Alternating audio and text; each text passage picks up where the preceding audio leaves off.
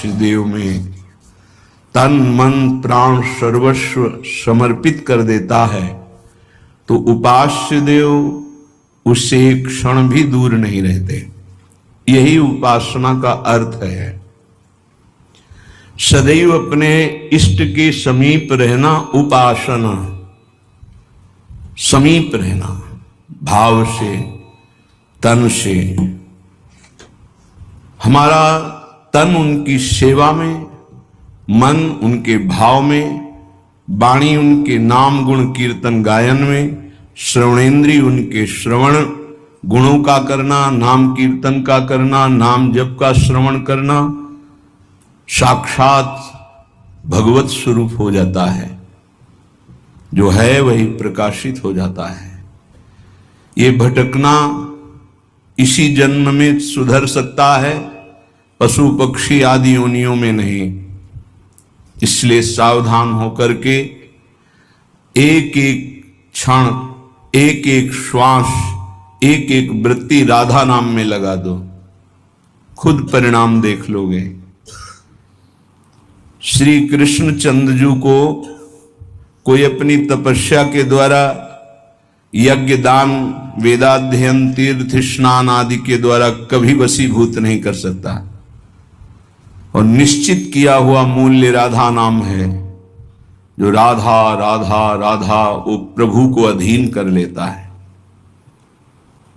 कुछ माफी मांगने की जरूरत ही नहीं पड़ती प्रभु से। अनुल्लिख्यानंता नपि तदपराधान मधुपतिर महाप्रेमाविष्टस्तौ परम देयम विंशति तवैकम श्री राधे गृणत ई नामामृत रसम महिम्ना कह सीमाम स्पृशति तो उदास्यैक मनसाम। जो राधा राधा राधा ऐसा उच्चारण करते हैं, प्रभु उनके अनंत अपराधों का लेखा जोखा ही नहीं करते। श्री जी के नाम की ऐसी महिमा है। फिर जो श्री जी के चरण दास्ता में अपने जीवन को लगा दिए, उनको क्या मिलता होगा? किसी की सामर्थ्य नहीं कि कोई इसका वर्णन कर सके कि जिस कृपा सिंधु की एक कृपा कोर से दुरंत राक्षस भाव को प्राप्त भी परम पद के अधिकारी हुए, वही कृपा समुद्र का सार रूप हमारी लाडली जू, उनकी कृपा को कौन जान सकता है। जैसे प्रभु श्री कृष्ण चंद्रजू को रिझाने के लिए एकमात्र उपाय है अनन्यता, ऐसे प्रियाजू को रिझाने के लिए एकमात्र उपाय है दैन्यता। श्री जी के हो के अत्यंत दैन्य हो जाओ तो अवगुण करे समुद्र श्रम गणत नापनो जानी। ये मेरा जन है, बस इस बात से हम जीत जाते हैं। श्री जी के चरणारविंद में अपनापन हुआ कि हम जीत गए। अवगुण करे समुद्र श्रम, समुद्र के समान यदि अपराध बन जाए तो मेरी लाडली जो मानती ही नहीं कि अपराध हुआ है। पर ये अनन्यता, ये दैन्यता बिना रसिक महापुरुषों का सेवन किए नहीं आ सकती। और बिना वृंदावन के रसिक जनों का संग नहीं मिल सकता। वृंदावन की कृपा के बिना विशुद्ध प्रिया प्रीतम के अनुराग में जिनका मन लगा हुआ है, ऐसे रसिकों का संग नहीं मिल सकता। वो मिलेगा तो वृंदावन की कृपा से। कभी भी कहीं भी किसी को भी यदि ये सौभाग्य मिला तो पहले वृंदावन की कृपा हुई, तब ये सौभाग्य मिला।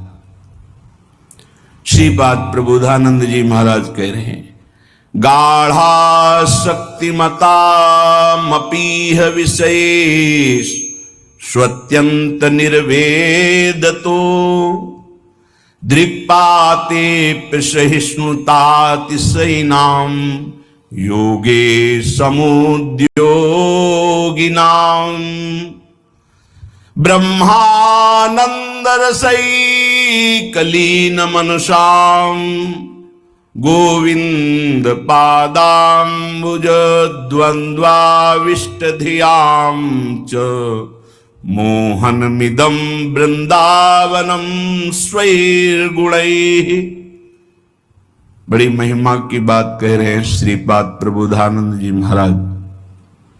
स्वैर्गुणैः मोहनोपि, अपने प्रभाव से तुम्हारे मन और चित्त को मोहित करके प्रियालाल के चरणों में समर्पित कर देगा। ये वृंदावन का प्रभाव है।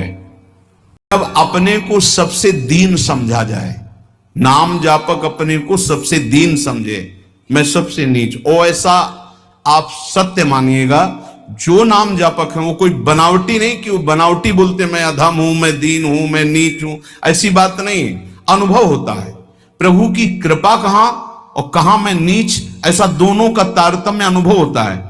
अहंकार के कारण आपको अनुभव में नहीं आ सकता, लेकिन जब अहंकार रहित होगे तो दिखाई देगा कहां प्रभु की अपार कृपा और कहां अपनी अधमता, दोनों का।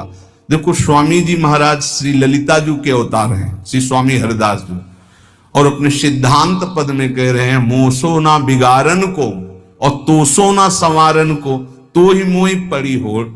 अब विचार करो, हरिवंश महाप्रभु हित सजनी के अवतार हैं, वो कह रहे हैं क्वाहम तुच्छा परम मधमा प्राण हो गर कर्मा, कहा मैं तुच्छ अधम अपराध करने वाला हूं, कहा ये नाम, ये राधा नाम तो सिर्फ वृंदावन की महिमा जो मेरे हृदय में स्फुरित हो रहा है।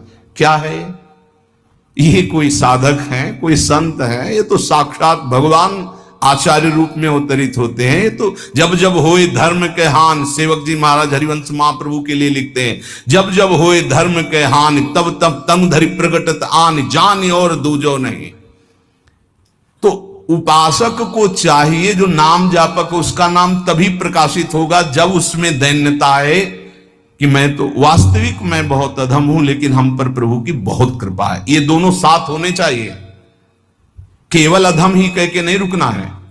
देखो हनुमान जी महाराज परम ज्ञानी महाभागवत, असमय अधम सखा सुनु, रुक नहीं गए, पर मोहू पर रघुवीर, देखो मेरे ऊपर कितनी कृपा, यद्यपि मैं अधम हूं, ये बात ध्यान देने। नाम जापक उपासक तभी दिव्य ऊंचाई पर पहुंचता है जब तरण से भी अपने को नीचा समझता है। बहुत सहनशील होना चाहिए नाम जापक को, नाक में गुस्सा नहीं होना चाहिए। और ध्यान रखना, भजन करोगे तो ये आ जाएगा, सही ढंग से चलोगे तो नाक में गुस्सा आ जाएगा, क्योंकि अभिमान स्फुरित होगा जो अंदर है, उसको दमन करने के लिए गुरु शासन में रह जाता है। त्रिभुवन में कोई दूसरा नहीं है जो भजन का अभिमान नष्ट कर सके, केवल गुरु नष्ट करते हैं।